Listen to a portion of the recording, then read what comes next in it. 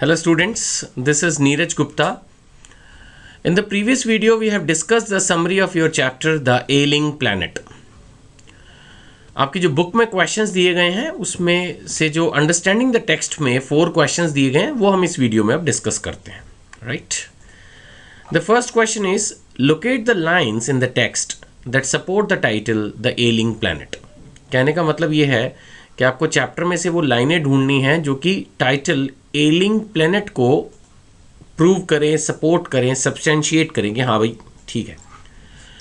तो कुछ लाइंस जो मैंने दी हैं आपके लिए, ये लाइंस कुछ और भी हो सकती हैं। जैसे अगर सपोज कोई आप गाइड लें या कोई और किताब देखें तो वहाँ ज़रूरी नहीं कि यही लाइंस हैं। पूरा चैप्टर ही एक्चुअली एलिंग प्लैनेट पर है, तो सभी लाइंस डायरेक्टली इनडायरेक्टली इसको सपोर्ट कर रही हैं। कुछ लाइन मैंने उनमें से सेलेक्ट करके आपको दी है। ये आप एज इट इज़ भी याद कर सकते हैं या दूसरी कोई लाइन आपको खुद सेल्फ स्टडी करके या क्लास में टीचर ने बताई हो तो वो लाइंस भी ठीक मानी जाएंगी, क्योंकि ये एक जनरल क्वेश्चन है कि कौन सी लाइन एलिंग प्लैनेट के टाइटल को सपोर्ट कर रही है। तो जैसे मैंने कहा ऐसी बहुत सारी लाइंस चैप्टर में हो सकती हैं। तो पहला है, जैसे मैंने जो दिया है, आर वी टू लीव। यहाँ पर लीव छोड़ने से है, क्या हम छोड़ के जाएंगे, किसके लिए? आर सक्सेसर्स, बच्चे, है ना। हमारे सक्सेसर्स कौन होंगे? जो आज की तारीख में हमारे बच्चे हैं, चिल्ड्रन। और स्कॉर्च्ड प्लैनेट, यानी कि जैसे होता है ना बर्न्ड, बर्न्ड का मतलब हो गया जैसे कोई चीज़ जल जाती है ना, काली पड़ जाती है, खराब हो जाती है, तो ये उसकी बात कर रहे हैं। मतलब इतनी गर्मी हो जाएगी चारों तरफ, अगर सारे फॉरेस्ट खत्म हो जाएंगे, है ना, बायोलॉजिकल सिस्टम डिस्टर्ब हो जाएगा, तो it will become a burned planet, a scorched planet of advancing deserts. चारों तरफ जो है रेगिस्तान जैसा माहौल होगा, जिससे ना धूल उड़ रही है, बंजर जमीन, है ना। इम्पावरिस्ड लैंडस्केप्स, रूइंड, बर्बाद हो चुकी लैंडस्केप्स, यानी कि जो प्राकृतिक दृश्य हैं, सीनरीज हैं, वो सब खत्म हो चुकी होंगी। एंड एलिंग एनवायरनमेंट, ये जो हमारा पूरा वातावरण है, ये एक एलिंग का मतलब हो गया ना जैसे कोई बीमार, चारों तरफ pollution, bad environment, bad air, है ना। इसी तरह से है a 3-year study using satellites and aerial photography. Aerial photography होता है एरियल समथिंग जो कि आपने ऊपर से लिया, है ना, एरियल फोटोग्राफी। ये किसने कंडक्ट किया? Conducted by United Nations. United Nations ने इसको कंडक्ट किया। उन्होंने भी वार्न किया दैट एनवायरनमेंट हैज़ डिटीरिएटेड, कि जो आपका एनवायरनमेंट है ये खराब हो चुका है सो बैडली। जैसे होता ना भाई, मैं बीमार हूँ, टेम्परेचर है, टेम्परेचर कितना है भाई? 99 है, 100 है, तो लोग इतना नहीं डरते। अगर बोले कि टेम्परेचर 105 है ना, शुक्र है 108 नहीं है, 105 है, तो आप इसको क्या बोलेंगे? It's very critical. अभी 105 से अगर और 1-2 ऊपर डिग्री गया तो लाइफ पर ही खतरा बन सकता है।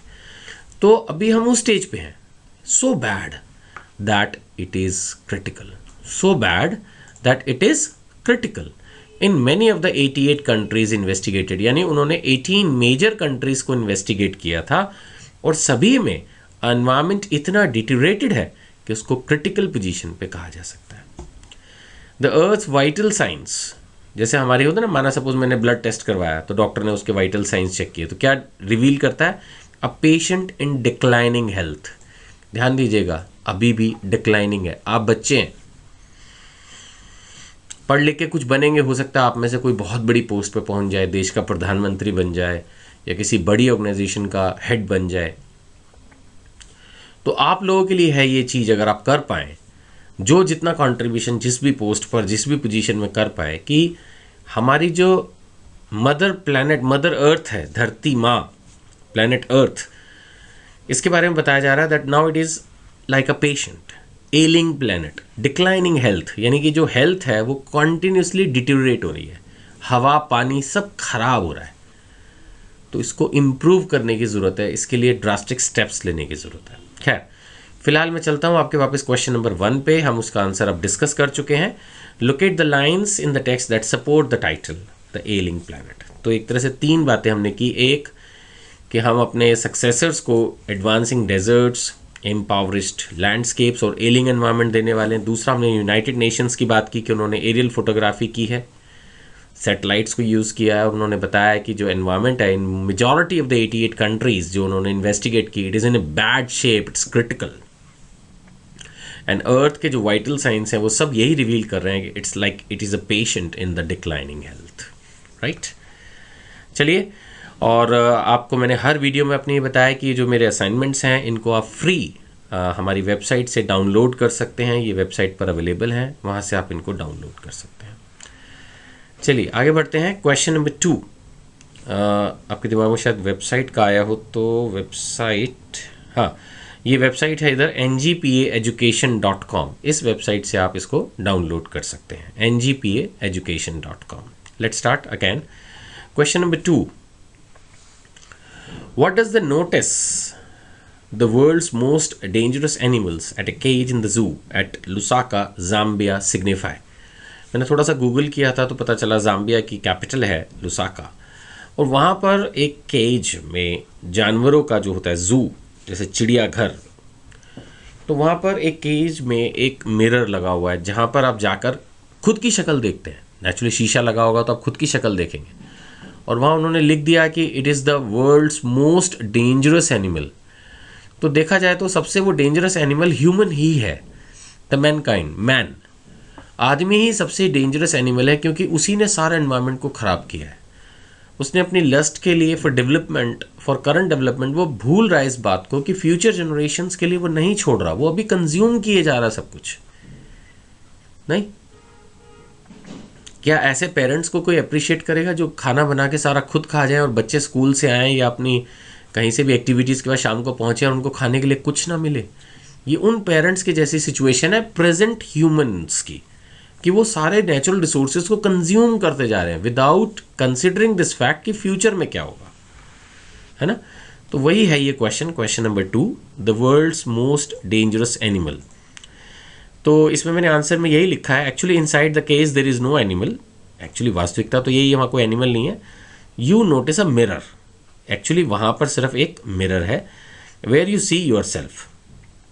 The notice though humorous yet it speaks the reality. Naturally it speaks the reality कि भाई man is responsible for the ailing planet.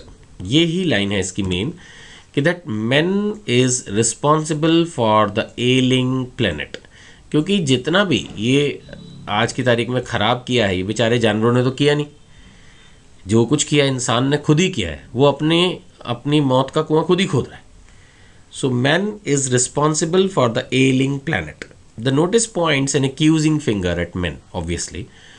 The man has degraded, depleted and polluted the natural resources and the environment. ये तीनों words आपको याद करने पड़ेंगे, तब अच्छा आंसर बनेगा। नहीं, The man has degraded, किसी भी चीज़ को ख़राब करना, ग्रेड होता है ना, ग्रेड मिलते हैं आपको एग्जाम में भी, ग्रेड। तो कोई भी चीज़ को डिग्रेड कर देना मीन्स उसको ख़राब कर देना, जो उसकी वैल्यू थी, जो उसकी पोजीशन थी, उससे नीचे ला देना। तो द मैन हैज़ डिग्रेडेड। फिर डिप्लीटेड, जहाँ तक डिप्लीटेड का सवाल है, एग्जॉस्टेड, किसी भी चीज़ को हाई कंज्यूम कर लेना, जितना रिक्वायर्ड है उससे भी ज़्यादा। एंड पोल्यूटेड, पोल्यूशन तो आप सब समझते हैं, the natural resources and the environment. तो आदमी ही रिस्पॉन्सिबल है। यही लाइन इसीलिए मैंने रेड में हाईलाइट की है कि वो जो क्वेश्चन क्या है, कि वो जो मोस्ट डेंजरस एनिमल का नोटिस है वो क्या सिग्निफाई करता है। वो यही सिग्निफाई करता है that man is the most dangerous animal and man is responsible for the ailing planet. That is the main point. Question number 3, how are the Earth's principal biological systems being depleted? देखिए, जहाँ तक principles biological systems का सवाल है, इसके अंदर आते हैं 4, fisheries, forests, grasslands and croplands. बात आ रही समझ में? इसमें ये 4 चीज़ें हैं। इनका क्वेश्चन ये है कि हमारे जो प्रिंसिपल बायोलॉजिकल सिस्टम्स हैं वो किस तरह से एग्जॉस्ट हो गए हैं। तो आंसर यही है, सबसे पहले तो समझना कि भाई प्रिंसिपल का मतलब यहाँ पर main, what are the most important biological systems में 4 चीज़ें जो है सबसे ज़्यादा इंपॉर्टेंट बताई गई हैं, fisheries, forest, grasslands and croplands. खाना तो वहीं से आएगा ना, या तो फिश के फॉर्म में आएगा, फॉरेस्ट से आएगा, ग्रासलैंड से आएगा या क्रॉपलैंड से आएगा। They supply food and all the raw material for the industry. इनसे क्या मिलता है हमें इनसे मिलता है फूड और raw material for the industry. अगर इंडस्ट्री को रॉ मटेरियल ना मिले तो वैसे काम नहीं कर पाएंगे, और खाना ना मिले तो वैसे सब मर जाएंगे। बट क्या लिखा है, they are being depleted at a very fast rate. देखिए, डिप्लीट होने में कोई प्रॉब्लम नहीं है, दुनिया की हर चीज़ कंज्यूम होगी आज नहीं तो कल, लेकिन at a very fast rate, बहुत तेज़ी से ख़त्म हो रहा है ना। This can't go on for long, यहाँ पर यही वार्निंग दी जा रही है कि आप एक चीज़ को कंज्यूम किए जा रहे हो, ऐसा हमेशा नहीं होगा। एक लिमिट के बाद तो कहते हैं ना, भरे हुए खजाने भी खत्म हो जाते हैं। So this can't go on for long. Soon there will be nothing left to use. एक दिन ऐसा आएगा जब हमारे पास यूज करने के लिए कुछ नहीं होगा, सब खत्म हो चुका होगा। लेकिन आदमी क्या सोचता है, नहीं होगा तो नहीं होगा। माना मैं 60 साल का हूँ तो मैं सोचूंगा मुझे तो 40 साल और जीना है मैक्सिमम। मैं अगर 40 साल का हूँ तो मैं सोचूंगा मुझे 60 साल और जीना है। कोई यंग बच्चा 25 साल का हो सोचेगा मुझे तो 75 साल ही जीना है ना। होने तो जो होगा बाद में, किसने देखा? रीबर्थ के बारे में कोई बिलीव करता नहीं। सब सोचते हैं आने वाली जनरेशन भुगतेंगी, देखा जाएगा, वो अपना आप निकालेंगे कोई रास्ता। रीबर्थ की फिलॉसफी पे जाएं तो फिर तो कल को हमने ही दोबारा बर्थ लेना है। अभी चलो उसके ऊपर तो मैं डिबेट छेड़ना ही नहीं चाहता। तो आज जो हम नुकसान करके जा रहे हैं, कल को हमारे बच्चों को ही, या हो सकता है खुद हमें ही रीबर्थ की फॉर्म में झेलना पड़े, लेकिन कोई केयर नहीं है। क्या क्या किया जा रहा है? Forest are being cut to have firewood. पेड़ों को काट रहे हैं फायरवुड लेने के लिए, है ना। तो ये एक नुकसान कर रहे हैं ना। ठीक है, आज की तारीख में कुकिंग करनी है, गरीब आदमी है वो लकड़ियों से ही करेगा, पेड़ काट कूट के निकालेगा, वो ठीक है, उसको अपनी ज़िंदगी जीनी है। बट गवर्नमेंट अगर उसको कोई ऑल्टरनेटिव सोर्स दे तो शायद वो पेड़ों को ना काटे। ओवर फिशिंग, ये भी एक प्रॉब्लम बन चुकी है, इसके बारे में भी बहुत लिख रही हैं किताबें। प्रोटीन के लालच में ओवर फिशिंग कर रहे हैं। Then dung, which is a very good natural manure, is being burned by poor for their cooking. Again cooking के लिए वो उपले वो जो जला देते हैं, जो कि बड़े काम की चीज़ है। इसका मेन रीज़न जो चैप्टर डिस्कस करी है वो है फास्ट इंक्रीज ऑफ पॉपुलेशन। कि जो पॉपुलेशन बहुत तेज़ी से बढ़ रही है ना, चलो मानते हैं कि भाई हमने कि भाई ये लंबे समय तक नहीं चलेगा सारी चीज़ें, लेकिन जो आखिर इस सब के पीछे रीज़न क्या है कि क्यों? हमने ऊपर पढ़ा ना कि natural resources are being depleted at a very fast rate, but why? Because there is a fast increase of population. तो इन सब चीज़ों ने मिलके हमारे अर्थ के बायोलॉजिकल सिस्टम्स को, जिसमें ये 4 चीज़ें मेन है, fisheries, forest, grasslands and croplands, इनको खराब कर दिया है ना।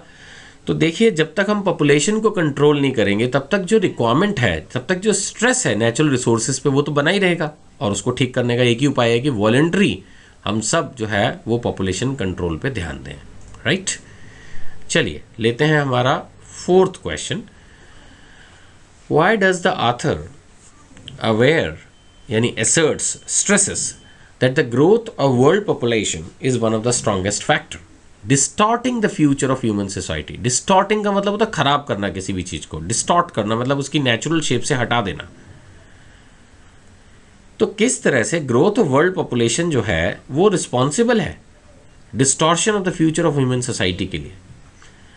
अवेयर का मतलब है, असर्ट्स का मतलब वो बड़े स्ट्रांगफुली अपनी एक बात रख रहा है विद बिग कन्विक्शन कि हाँ ये यही रिस्पॉन्सिबल है।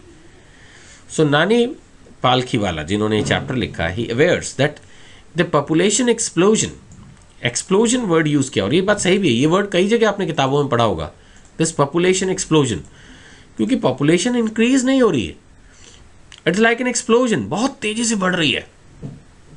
It will pose a great danger to the human future of human society. Great danger, इतना बढ़ जाएगी पब्लिक, पाँव रखने की जगह नहीं बचेगी। Growing population makes non sense of all progress and development. Specially ये एशियन कंट्रीज़ पे तो बहुत ज़्यादा एप्लीकेबल है। अभी भी पॉपुलेशन जो है वो यूरोप साइड में और ये क्या ऑस्ट्रेलिया, न्यूजीलैंड जो ये सेगमेंट है ना, और आपका जो और है मैंने कहा यूरोप और अमेरिका, इधर इतनी पॉपुलेशन नहीं है। लेकिन जो एशियन कंट्रीज़ हैं यहाँ तो जैसे इंडिया है हमारा सबसे पहले, ओ बाय गॉड इतनी पॉपुलेशन है, इतनी पॉपुलेशन सोच के देखिए, हर परिवार डबल ट्रिपल होता जा रहा। तो 100 करोड़ लोग हैं तो ये तो 250 करोड़ हो जाएंगे ऐसे तो एकदम। पूरे वर्ल्ड की पॉपुलेशन हमारे इंडिया के बराबर हो जाएगी अकेले, बढ़ते ही जा रहे हैं ना। और ऐसा सुनने में आता है कि भाई कुछ पर्टिकुलर कम्युनिटी के लोग तो कहते हैं भाई ठीक है अपनी पॉपुलेशन बढ़ाओ, 10 से 12 बच्चे हर घर में होने चाहिए।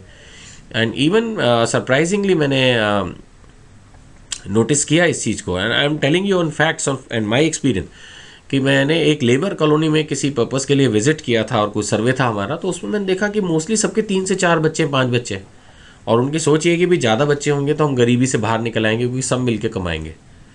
और यही उनकी सोच रादर उस कॉलोनी के लोगों को और ज़्यादा गरीब रखे हुए है, क्योंकि उनके पास जो भी रिसोर्सेज हैं वो हर समय एक ही प्रेशर रहता है ना, बस खाओ खाओ खाओ। खाना सबसे पहले तो बेसिक खाओगे नहीं तो जिंदा ही नहीं रह सकते ना। तो जितना कमाते हैं खाने में निकल जाता है, प्रोग्रेस कहाँ से होगी? इसीलिए वो कॉलोनी के लोग रादर गरीब ही रहते हैं, ये उनकी सोच है, और उसकी वजह से इंडिया को इतनी पॉपुलेशन फेस करनी पड़ रही है ना? So growing population makes nonsense of all progress and development, there is no alternative to voluntary family planning. अब जबरदस्ती तो उनके साथ की नहीं जा सकती, वो खुद ही अगर समझ लें तो फैमिली प्लानिंग को फॉलो करें।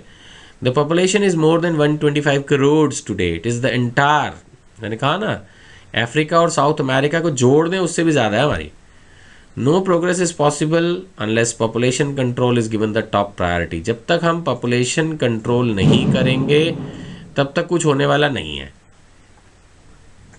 ठीक है ना? कोई प्रोग्रेस पॉसिबल नहीं है जब तक कि पॉपुलेशन कंट्रोल ना की जाए। बात समझ आई है? नो प्रोग्रेस इज पॉसिबल किसी भी तरह की।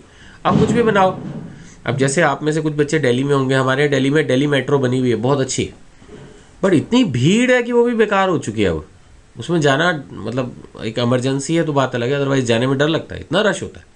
इतनी अच्छी एयर कंडीशन, इतनी साफ़ सुथरी है Delhi metro, but because of the rush, because of the high population in Delhi, सब बेकार हो जाता है। So no progress is possible here unless population control is given the top priority. We have to make a choice. Last में उन्होंने लिखा ये बात कि आपके पास चॉइस है, या तो आप कंट्रोल कर लो पॉपुलेशन को, या परपैचुएट का मतलब होता है बढ़ाते जाना, या फिर आप गरीबी को बढ़ाते जाओ। आपके पास कोई चॉइस नहीं है, दो में से एक ही चीज़ होगी। बात आ रही समझ में? या तो पॉपुलेशन कंट्रोल की जाएगी और नहीं तो फिर वो गरीबी जो है, ये प्रॉपर्टी नहीं पॉवर्टी है, परपैचुएट पॉवर्टी, ठीक है ना? या फिर आप गरीबी को कॉन्टिन्यूसली जो है वो बढ़ाते रहेंगे। We have to make a choice, either control population और परपैचुएट पॉवर्टी। गरीबी को आपने बढ़ाना है तो पॉपुलेशन बढ़ाते रहिए, अदरवाइज बच्चा अगर घर में एक दो ही होगा तो आप उसके पढ़ाई पर ज़्यादा ध्यान दे पाएंगे और उसको बेटर एजुकेशन दे पाएंगे, फिर वो बेटर फाइनेंशियल स्टेटस भी अटेन कर लेगा। सो उन चीज़ों को देखते हुए पॉपुलेशन कंट्रोल करना बहुत ज़रूरी है, राइट? तो चलिए फिर बाकी के जो 4 क्वेश्चंस हैं वो हम नेक्स्ट वीडियो में पढ़ते हैं, राइट? Thank you.